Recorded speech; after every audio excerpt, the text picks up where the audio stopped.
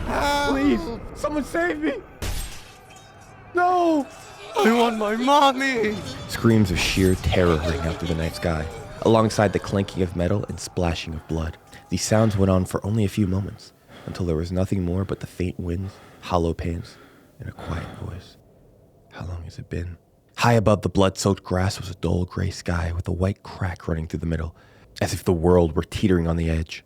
From within the crack, there were sources of light, spheres that hung far beyond the clouds, each individually gleaming with its own rays of red, blue, green, violet, and yellow, among many other colors. Yet, on the land below, the stench of iron and death reeked out. Corpses were stacked atop one another like discarded laundry, mounting so high as if they were trying to pierce through the heavens. Yet atop these bodies sat a caramel-skinned boy whose entire frame and face were coated in a thick coat of crimson. But as if unbothered by this, his gaze remained on the spheres in the sky. An inexplicable expression was on his face, not one of sadness, anger, or delight. Yet, his lips parted as he mumbled into the sky. Why me? Present day. Within a cramped, dilapidated one-room apartment lay a young boy on a bed with an electronic white sleep mask over his face. The bed sheets were stained in blotches of red, green, and other unpleasant hues, evoking a sickening urge to vomit if one took even a single whiff of it. The paint of the wall had long since begun to rip away from the surface, with black and green rot creeping alongside of it. Within the kitchen, the sink had fungus sprouting about, clogging the faucet, slowly dripping out a viscous green liquid every so often.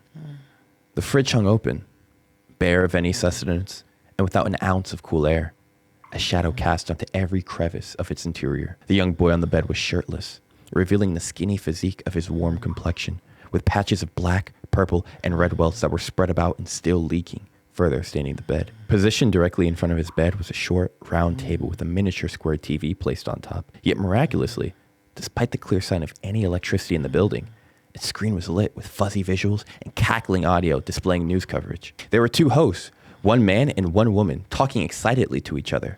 The male host spoke. Today is the grand opening of Omnera, said to be the most innovative game that have ever been released. Such an exciting time. The female host followed up. Absolutely. 100% world immersion. And they're saying it's the potential for a second life, and even as a source of income for many. The boy smiled to himself. Another life. He thought back to the past few days leading up to this moment. I never really had one here to begin with. Strained breaths wheezed through the boy's nostrils as he parted his lips. Start.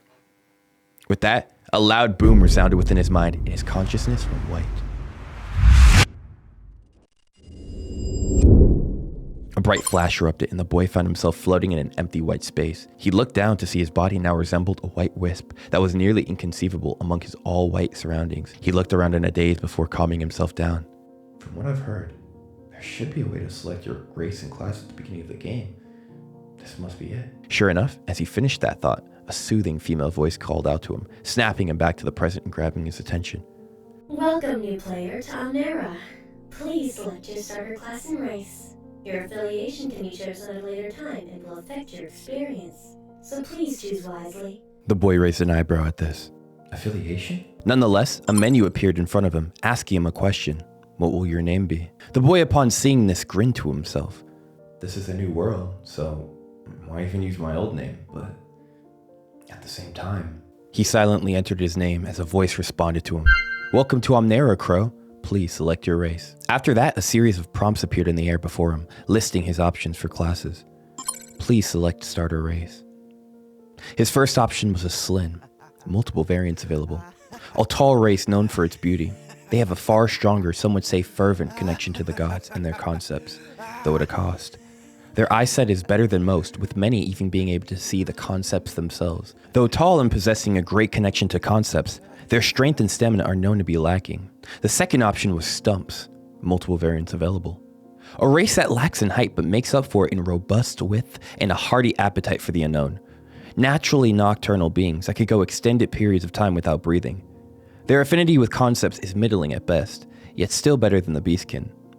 Their strength isn't physical combat. Instead, they possess incomparable stamina, alongside incredible dexterity, with quicker minds to suit. The third option was the beastkin, with multiple variants available. A race forsaken by most gods, and seen as ineligible to inherit their concepts. though they make up for this with a crushingly powerful physique, alongside enhanced reflexes and senses. There are even whispers that the beastkin may possess their own connection to a powerful heritage. The fourth and final option was a human. A neutral race by all accounts. Relatively short lifespans compared to their slin and stumpy counterparts. However, this neutrality is beneficial to making them favored by the gods. Most humans are blank canvases for any concept to thrive on, and average in all aspects unless trained or otherwise born gifted. Note, advanced race may be obtained at a later time. Crow pondered his decision before ultimately deciding. I'll choose a human. Though other races may offer different, unique benefits, they also offer downsides and other hidden attributes that may come to bite me in the butt. Yeah, I'll choose a human. With that, a light emerged from his being before the body of a caramel-skinned youth with black shoulder-length dreads and enthused onyx eyes appeared. He looked down and examined his body in shock. Whoa, this is so real. A smile rose on his lips as he moved his attention to the next prompt. Please select starter class. The first class, Warrior. A frontline class focused on defense and physical combat. Their strong suit is their strength, while having little in the way of dexterity or concept control. Typical weapons used, sword and shield, or the spear. The second class was a Mage. A class that has potential for incredible destruction through concepts. A very fragile class that more than makes up for it in sheer firepower. Typical weapons used, spellbooks, staff. The third class, Healer. The backbone of any team. This class provides ample buffs for the team and can of course recover teammates in one's own health. However, they're lacking in much firepower and any meaningful means of defense starting off. Typical weapons used, spells, or staff. The fourth class, Ranger. Hit and run personified. The Ranger thrives in long sightlines, and though they might not reach the same destructive nature of their mage counterparts, they more than make up for it with their agility, allowing them to flurry their foes with attacks while moving at a distance. Typical weapons used, bow and arrow or crossbow. The fifth class, Thief. A shadow in the night. These combine strength and speed in a deadly combo, making for an unpredictable foe against any opponent caught off guard. Though this class has an incredibly high damage potential, it's met with an equally high skill floor, requiring both coordination and timing. Typical weapons used, daggers or short blades. The sixth class, Fighter. Fighters see no need for weapons, seeing their own body as the best tool. A flexible class that has the benefit of not needing to maintain gear, but may also struggle against enemies that are much stronger than them. A more balanced allocation of strength compared to their warrior counterparts allows this class to stay more adaptable in fights. Typical weapons used, gloves and boots, or gauntlets. Note, advanced classes may be obtained at a later time. Crow rubbed his chin as he took a look over his options. Even with the information here, it's hard to know how each class plays, or even how races will affect those classes. He shot a glance at the Thief class. Well, to say I don't have familiarity with thieves would be a lie. A wry smirk forming on his lips. He had made his decision, and so he leaned forward to select his option. Yet at that moment, Error, error, error, error, error. the classes had gone awry with error messages replacing them, and the previously white room was now flashing red. The soothing female voice of before was blaring loudly, shouting out, Error, error, error. The room began to shake as deafening horns blasted out, shaking against the boy and rocking him to his core. Crow curled up into a fetal position, covering his ears and closing his eyes as the room spun around him, and he let out a blood-curdling scream.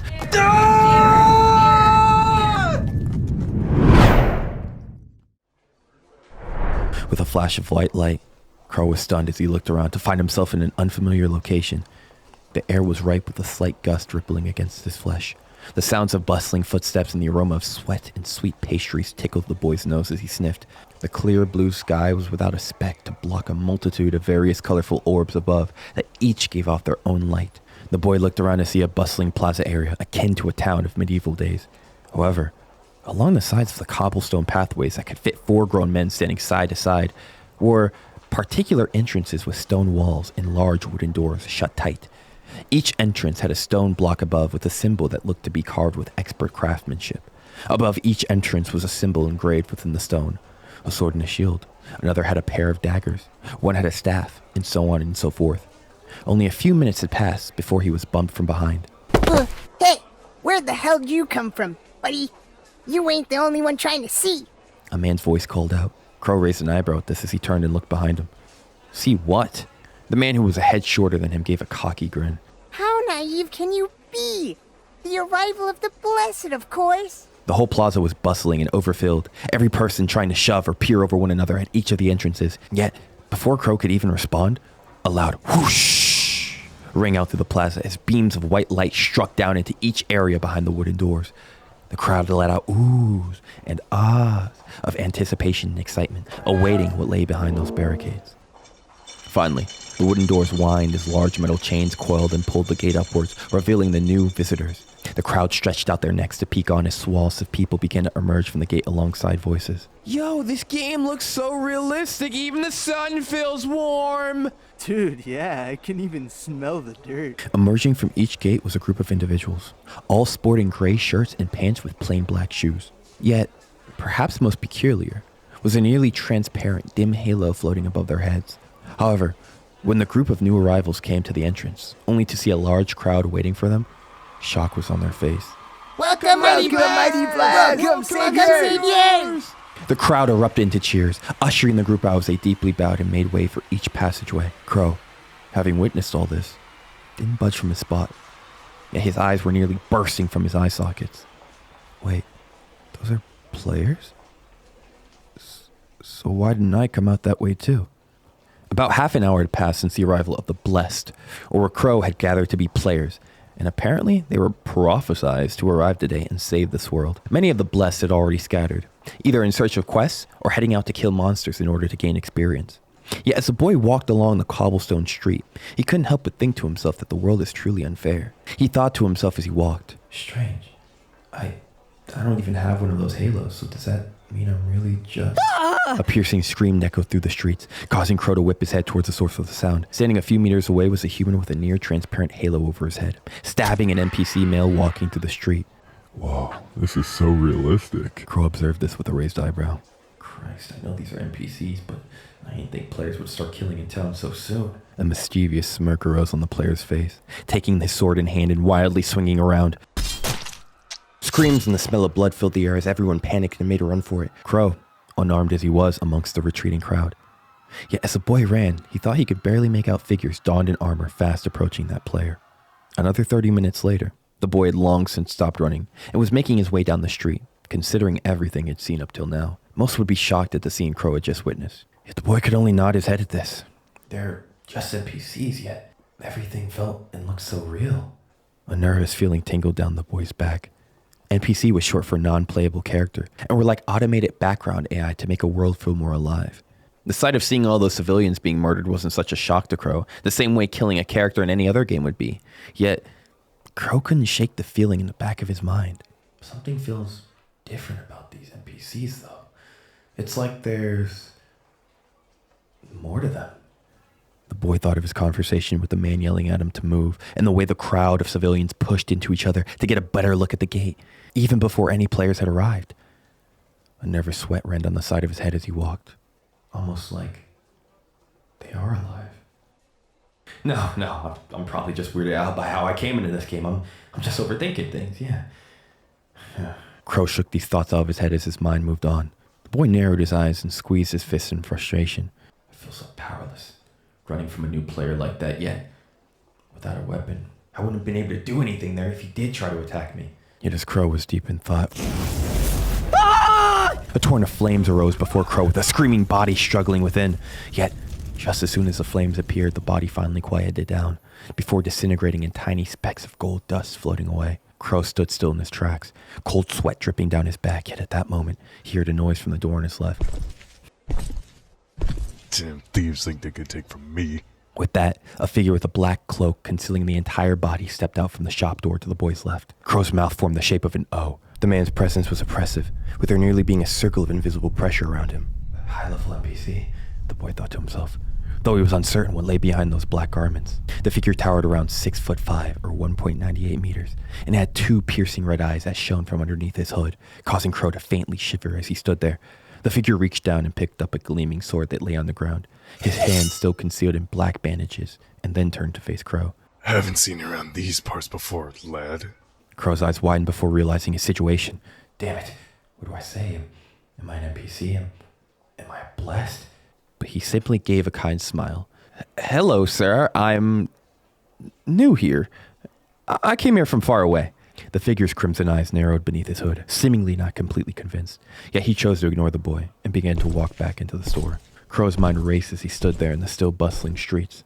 As the corpse of the player was now gone, and the smell of burning flesh was once more replaced by that of sweet pastries. Yet a chill still lingered on the back of the boy's neck. Strong. Even as players, we don't stand a chance against these NPCs. The boy looked at the man's figure that was slowly disappearing into the shop. It was a tiny shop with a metal hammer and a shield icon touted on top. And in the interior, Crow could spot some swords, shields, and other weapons propped up on the wall behind a counter. Weapons! He inwardly exclaimed. He glanced back to where the corpse was moments ago, piecing together the reason for his death. Wait! Crow suddenly blurted out. The figure who had begun walking back in the store stopped, causing the surrounding air to become hot, and a tightening sensation began forming around Crow's neck. Yet even so, he did his best to maintain a straight face. I would like a weapon! The air became normal as the man turned his body sideways to allow Crow into the store. Yet the boy spoke once more. I don't have any money, though. Crow could feel a slight ringing on his ears as he felt heat and pressure on his entire body, nearly causing him to kneel. Wait! I'm new to this area, and I need to hunt and grow stronger. Please, give me a weapon to defend myself, and I promise to pay you back. The pressure finally stopped, and the figure stood there, staring at Crow for what seemed like ages. Yet after 5 minutes, he went back into the store without uttering a word. After the shop owner's figure fully disappeared, Crow nearly collapsed once more, gasping for breath. Yet he couldn't afford to show weakness. Not now. Scary.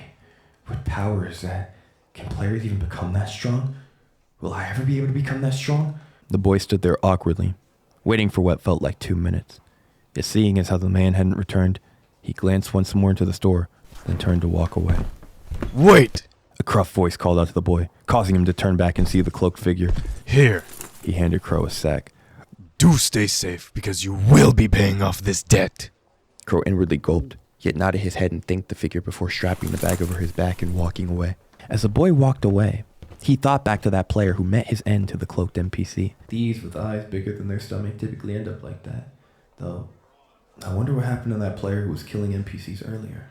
With that, Crow departed deeper into the crowd, unaware of the lingering gaze from within the weapons shop. Along the way, Crow couldn't help but feel uneasy.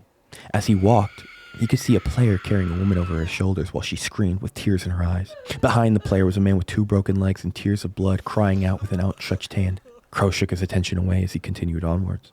Another 15 minutes later, Crow finally reached the village exit, where 2 guards suited in iron armor and helmets were stationed. Seeing him, they briefly questioned him upon not recognizing him. But seeing as he was leaving the village to hunt, they gave him a temporary hunting pass for the day to return by nightfall. With that, Crow took his first step towards leveling. His mind churned as he left. I wonder what weapons that guy's giving me. He reached into the bag and rustled around, finding only 4 items: some bandages, some ointment, a throwing knife the size of his index finger, and a glass bottle containing a green potion with a note attached that read, "Drink only if needed.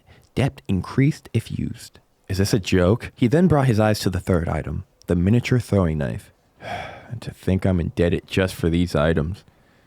Though, I suppose it's better than nothing. He stored the items back into his bag, except for the knife, which he kept in hand as he walked. He played with the knife as he continued on, testing its sharpness on his thumb, to which he paid the price. Ouch!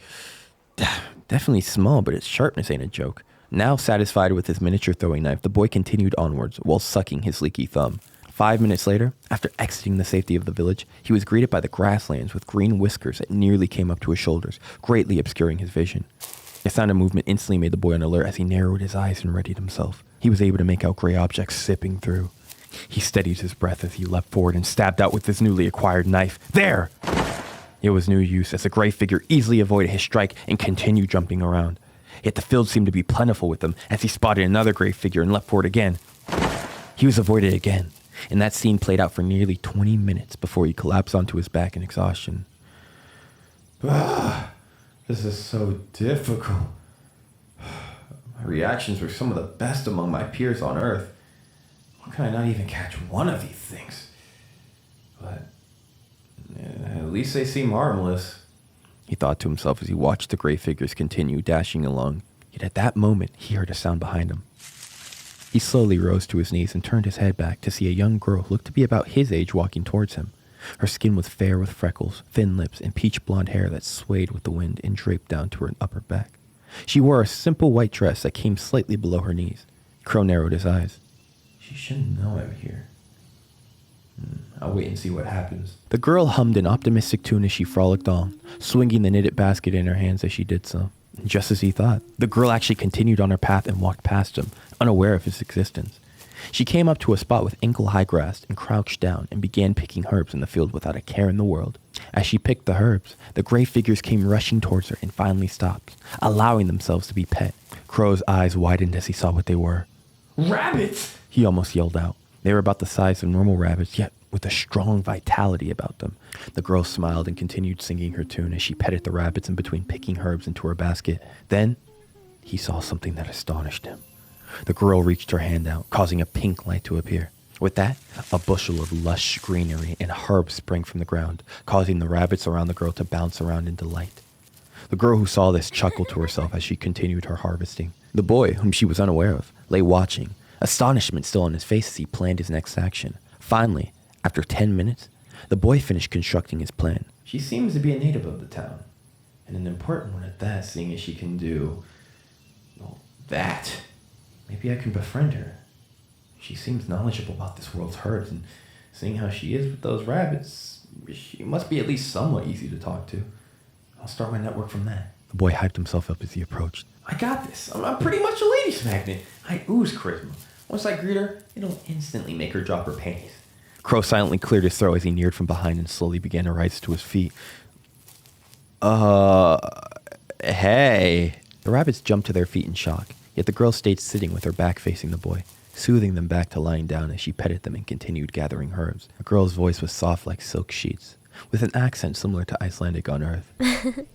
Took you long enough? I was wondering when you were going to come say hi. Crow tilted his head. Huh? You knew I was here? The girl let out a small laugh as harmonic as wind chimes as she continued picking the herbs and placing them into the basket. Hard not to notice such a big, strong boy such as yourself. Crow's face froze into that of confusion, before morphing into a playful smirk on his lips. Funny coming from the bunny whisperer over here. The girl let out a light chuckle. Is that so? Careful now.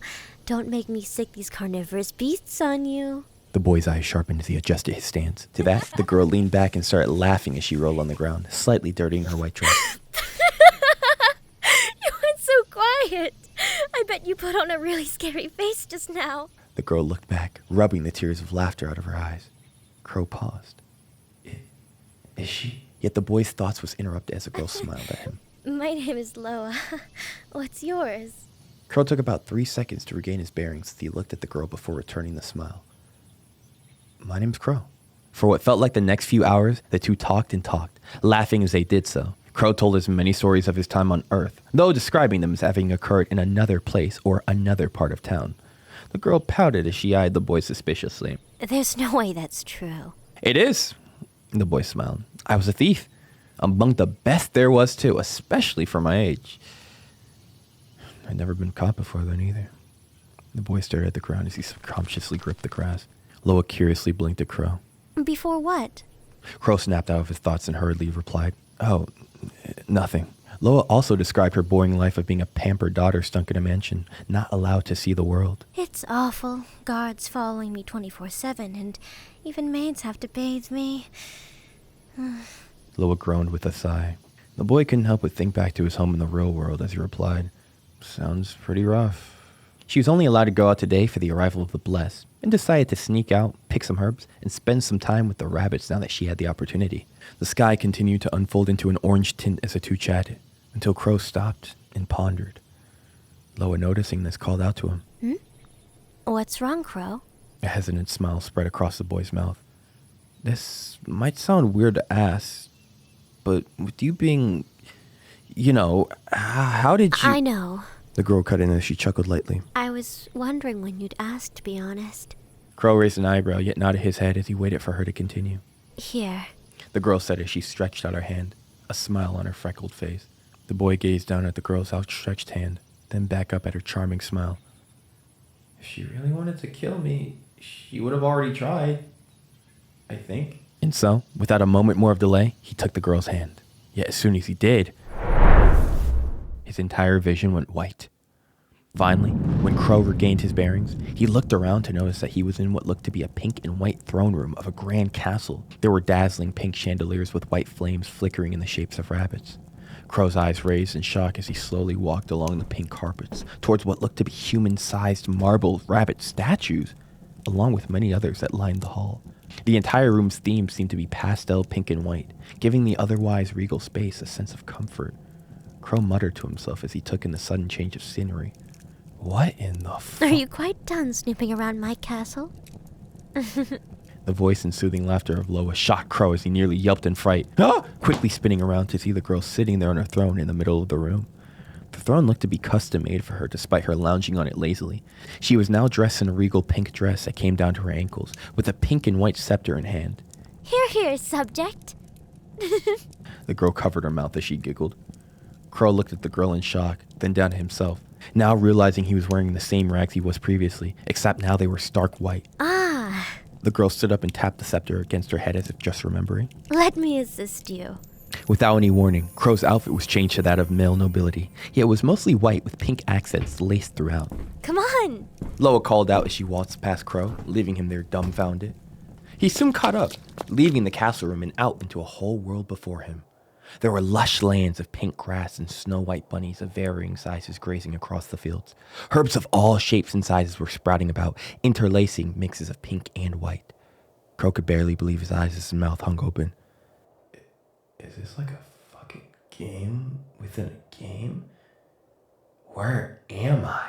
Hello? A hand was then raised in front of Crow's face, shocking him back to attention as Loa continued. So, what do you think? She said with a smile, her hands behind her back as she crossed her legs over. Crow looked around. Out in the distance, he could even make out roaring pink waterfalls. This is awesome, but... The boy paused. Loa's eyes furrowed, worry in her eyes as the boy continued. How? Where? But you're... Stop thinking so much, silly. The girl turned to look at him with a wide smile. We only have so long. Let's have fun. With that, the girl ran off into the fields with Crow closely chasing behind. They frolicked along the fields as gigantic rabbits ignored them, too occupied with munching on herbs. Things would pop up here and there as the girl beckoned, seemingly out of midair. A flower sprouted from the ground and rose into Loa's hands as she took a deep sniff. How? The boy sputtered out as he saw this. The girl gave him a smirk as she responded. This is my world, silly. There's obviously limitations to what I can do, but honestly, being inside that mansion all day, I prefer to spend my time in here. The mood grew quiet after that as Crow began to look around. Well, what do you usually do for fun here? Loa grabbed her chin as she looked up. I usually just play with the rabbits and pick herbs. What? Why are you so quiet all of a sudden? The girl asked upon Crow's lack of reply. Well, I mean, if that's what you always do in this place, what was the point of leaving town and coming out here? The boy asked with a confused look on his face. Well... Loa responded as she slowly walked forward with her hands behind her back. This world is like a dream, and dreams could never come close to reality. Finally, the two were an arm's length away as her eyes met his. Plus, if I never went out, I wouldn't have met you. A tingle went through Crow's heart as his face blushed. The boy cleared his throat. You said time was limited in this place. How long does it last? The girl's finger tapped her chin as she looked up. About a day. Time moves really slow outside when we're in here, though. Awesome! Since you always do the same thing over and over, I think I have some ideas for what we can do, Crow spoke as he rubbed his palms together. Moments later, at the top of a giant pink waterfall, Loa's nervous voice spoke out. Crow, are you sure about this? Crow upbeatedly assured her. Of course! Where I come from, we call things like this water slides. We'll be fine. I'm right here with you. The two were sitting atop a gigantic inflatable rabbit. Loa had, of course, adjusted the waterfall to slant per the boy's instructions, making it one of the longest slides Crow had ever seen, causing him to gulp inwardly. Well, it's a game. Not like we'll die from it. With that thought in mind, he looked back and shouted, "Hang on tight!" Loa's eyes widened. Wait, no! Her long scream stretched all through the land as the pair zoomed down the waterfall.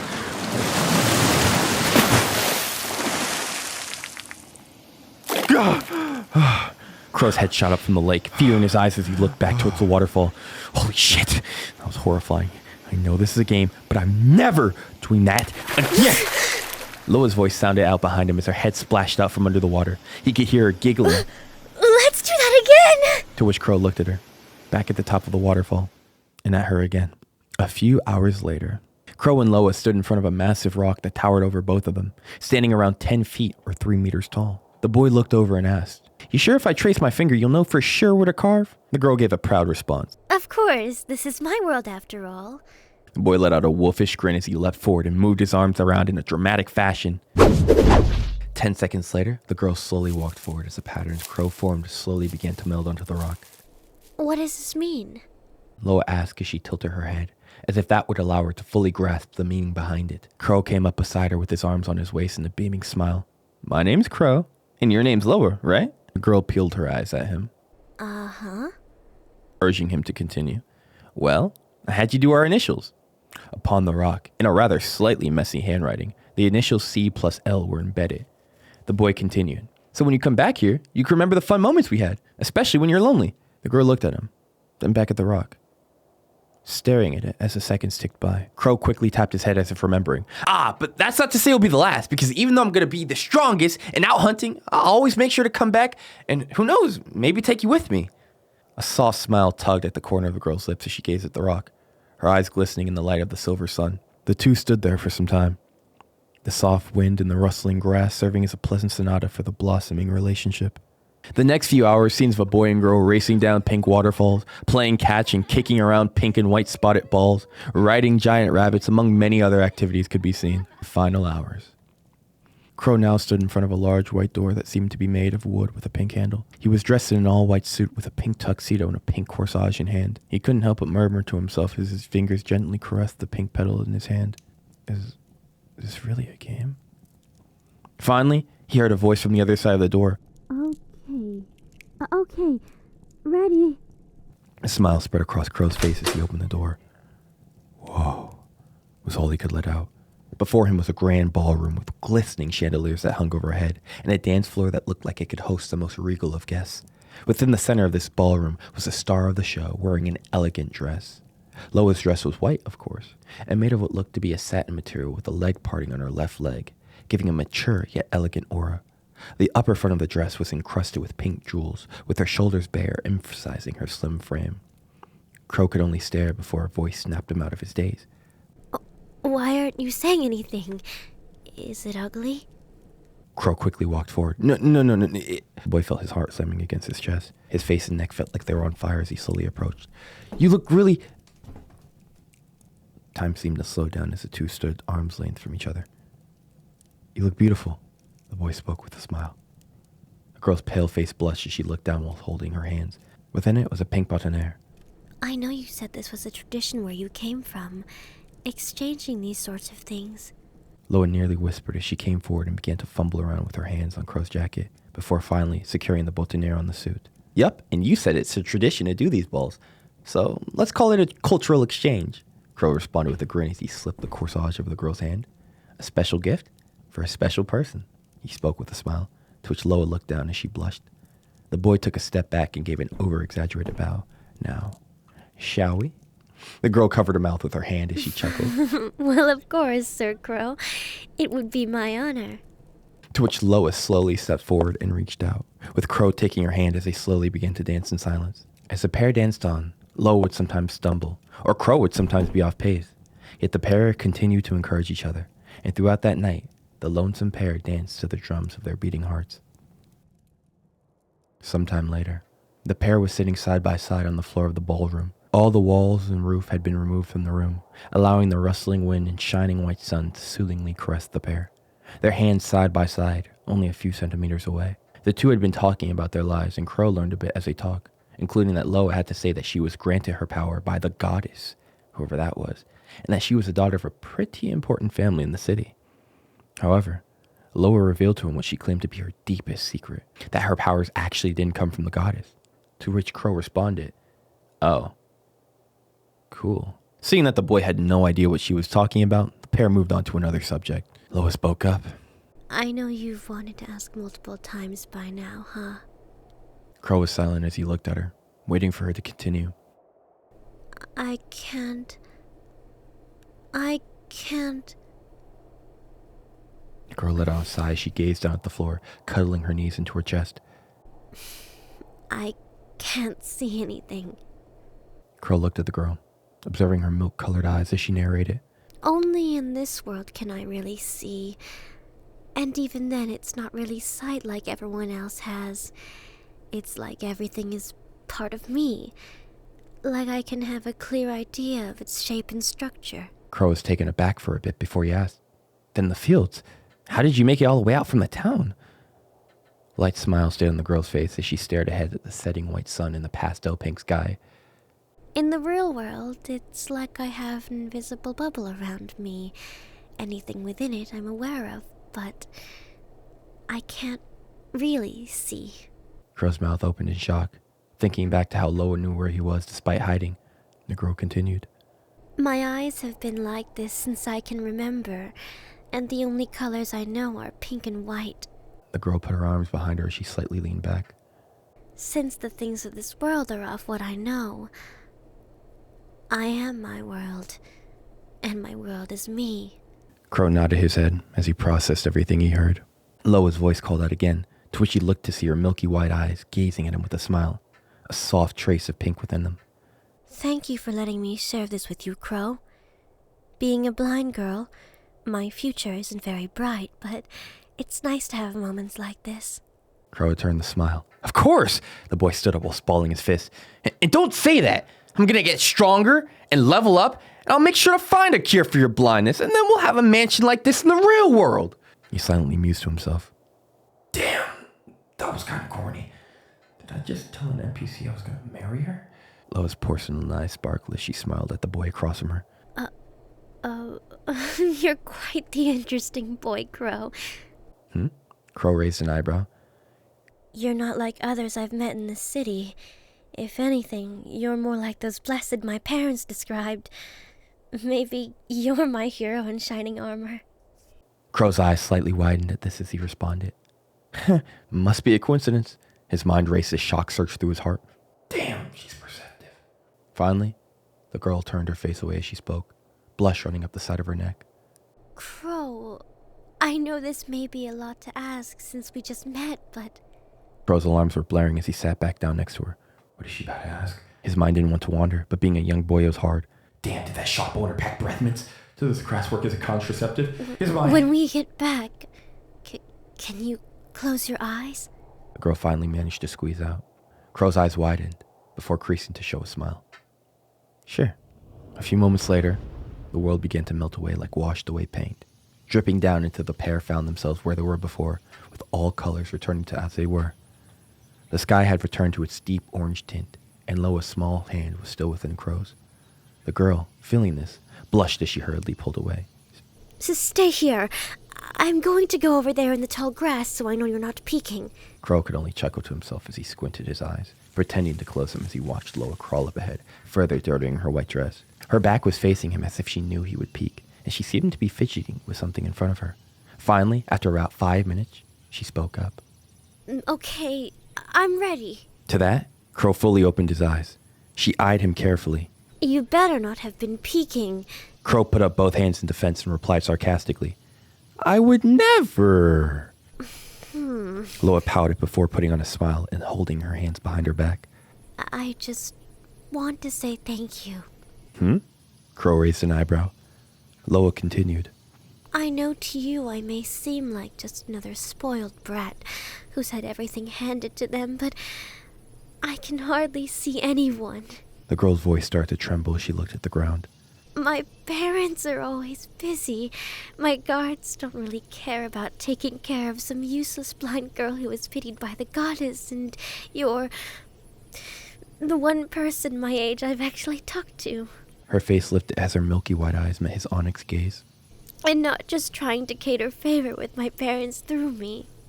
She then snuggled forward onto her knees and sat upright, slowly revealing the item behind her back. The distance between the two was now less than an arm's length apart. Here. The girl slowly revealed the item behind her back. A white flower resembling a rose, with a variety of multicolored herbs making up the stems, was revealed. Loa slowly extended her right hand holding the flower. A smile on the girl's face as her soft voice spoke. Crow, thank you for being my The girl's face blushed a warm pink. first friend. Her eyes then widened as she leapt up, pushing Crow back. An arrow stuck out from the back of the girl's chest, spraying blood onto Crow.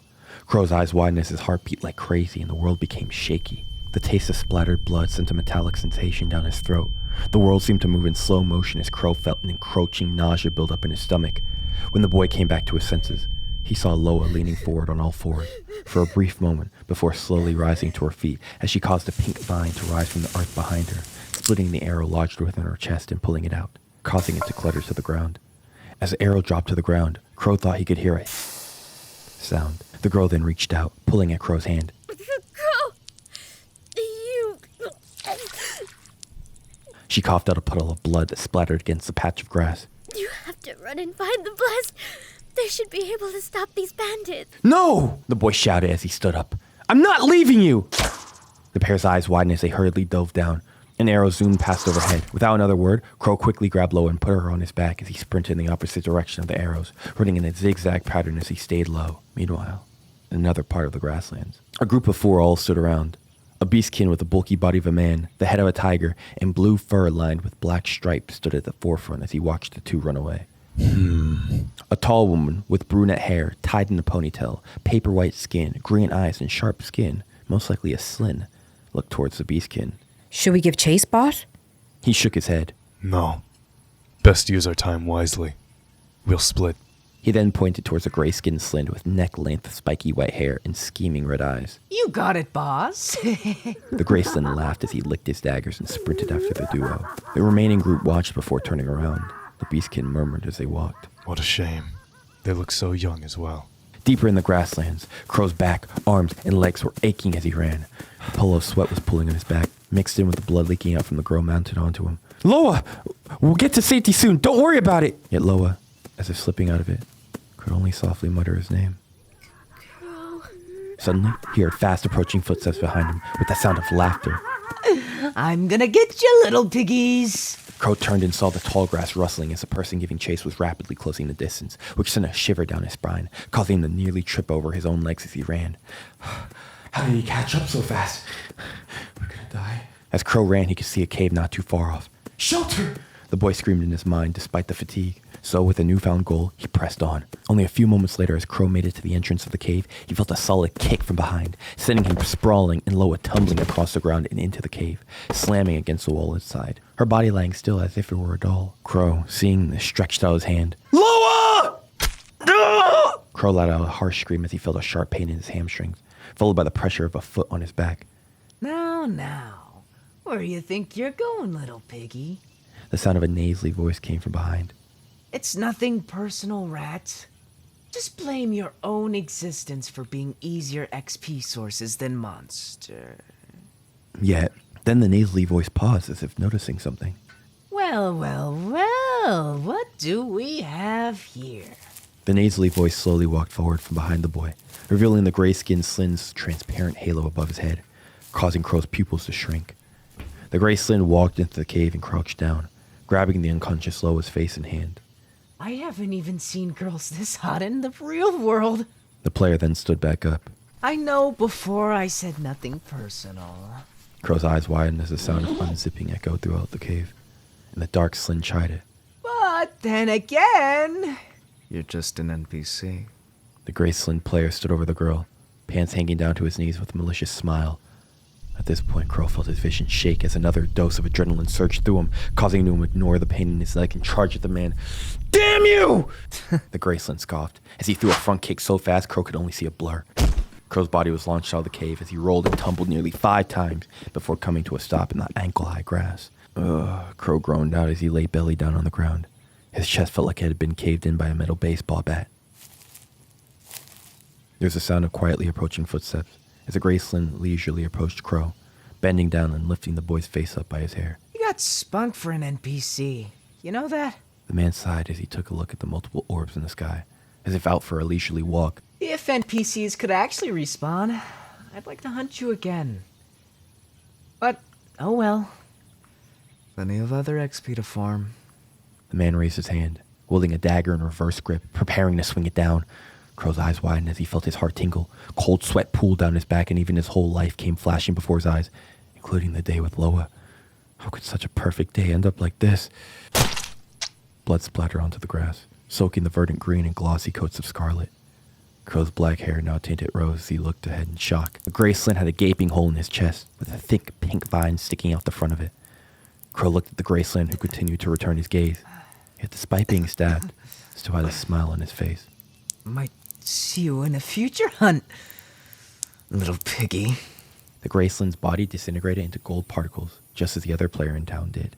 With the gray slin's body gone, Crow could now see Loa lying face down in the middle of the cave floor. A trail of blood smeared behind her, and her hand stretched out with blood oozing down her nose. Her veins were tense visibly in her increasingly pale face. She let out a weak smile to the boy before passing out. Ah! Crow let out as he rushed into the shallow cave whilst hurriedly taking out items from his pouch. Some bandages, a throwing knife, ointment, and the green potion. Fuck! He hurriedly ripped the top of Loa's dress, gasping immediately at what he saw. In the center of her chest, there was a gaping hole about the size of a tangerine. Worst of all, the edges of said hole had a green discolor along the sides. Crow's mind shook as he nearly lost his balance at the sight. The loss of adrenaline was starting to get to him. No! He smacked both sides of his face. Stay awake! Stay awake. Yeah, he couldn't help but think back to that player. The carefree smile that Gracelyn had. He knew that she was poisoned. Anger arose in Crow's heart, but he didn't know I'd have this potion. The boy squeezed his fist. So was he just playing with his food, or was he trying to guarantee we were dead? Regardless of what he did beforehand. The memory of the gray-skinned player flashed through Crow's mind. His taunting gaze as he stood over Loa with his unbuckled pants. The boy shook his head. Stay focused! I need to save her. Stay focused. Sweat dripped down Crow's forehead as he began his operation. He applied the ointment to the wound, to which there was a sound. Crow furrowed his eyebrows at this. These ruthless bastards. Loa's body subconsciously shook as he applied the disinfectant, making him need to hold her down as he did, a deep frown on his face as he did so. Then, he gingerly lifted her body and wrapped the bandages around her chest, making sure it was tight and steady. Finally, he tucked the potion and slowly lifted Loa's head as he began to pour it into her mouth. Yet the liquid would flow back out. Seeing this, the boy shook his head as he swiftly poured the potion into his mouth. It tastes like tree bark. Yet without a moment's delay, he lifted the girl's head and pressed his lips against hers. Her lips were lukewarm, and the taste of iron permeated throughout, yet had a subtle sweetness to it. Bit by bit, Crow administered the potion until he was interrupted from his thoughts by a voice. You're my first kiss, so you'll have to take responsibility. Loa! Crow called out in excitement. You're awake! The girl only let out a weak nod. Crow grasped her hand as he assured her. Don't worry, the bless will be here soon. The girl then began to violently cough, to which Crow quickly reached for the potion bottle again. No, Crow! Loa grabbed his arm. Save it for yourself. I may be blind, but even I know you'll be disabled if you don't take care of that leg. Don't waste it on a dead girl. She motioned towards Crow's leg, which now had a small puddle forming underneath it. Crow shook his head. What are you talking about? I'm fine. This potion will fix you right up. The blessed are going to come save us and we'll get you home safe. The girl could only give a wry smile. The blessed are heroes who see us as nothing more than game to hunt. Crow's eyes widened at the girl's words. You saw his halo? Loa gave the boy a smile. I appreciate you trying to protect me. But even a blind girl has to see the world for what it is. The cave grew tense as if neither knew what to say. Finally, Loa spoke up. Here, I want to give you this. The girl weakly stretched out her hand, holding the white flower she had tried to gift the boy earlier. Half of the previously pristine white petals were now stained with blood. Crow slowly reached out his hand to take the gift before a pink light emerged from the flower, causing Crow to cover his face and turn away. When the light dimmed back down, the previously multicolored herbs that made up the stem were now all a milky white. The splotches of blood that had previously stained the white petals were now all converged into pastel pink patterns throughout the entire flower that read C+L. Yet most notable of all is that the pistil, or the middle, of the flower was now a dazzling pink gem that sparkled and shone with brilliance, giving a sense of awe at its mere presence. Crow tried to find the words to say, not wanting his cracking voice to be heard. Loa reached down and gripped Crow's hands, to which the boy paused and slowly looked down. Her palms were cold to the touch, and her beautiful, freckled face was as pale as paper, as her voice lulled out. A special gift for a special person. Crow carefully took and stowed away the flower into his pouch by his side, before taking Loa's hand once more. The orange sky outside continued to grow dimmer, as if counting down. At that moment, within the quiet cave, Loa's soft voice spoke. I don't know how it is for others who are blind, but the whole world is white and pink for me. And I know it sounds weird coming from a blind girl, but I'm scared of the dark. The girl's voice cracked as she began to shake, tears pooling down her face. I'm scared, Crow. Crow looked down as his eyes grew red, tears streaming down from his cheeks. Loa spoke softly as if begging. Can you hold me?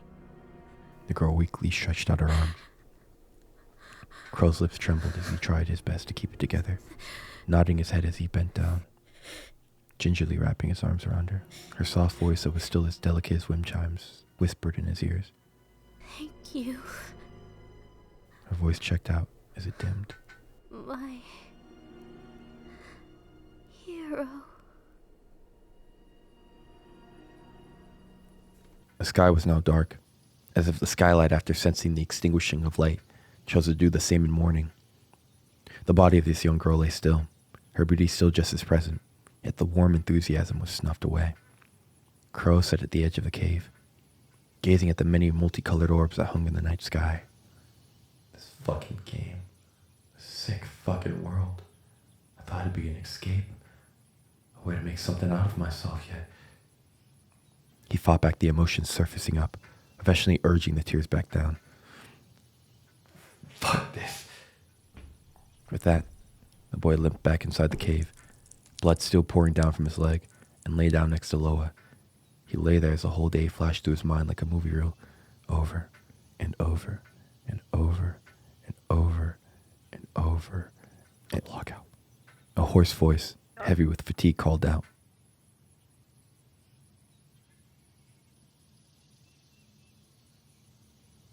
"15 minutes had passed, and Crow still lay there on the cold cavern floor, his eyes slowly opened to reveal a deep onyx gaze. I'm really an NPC.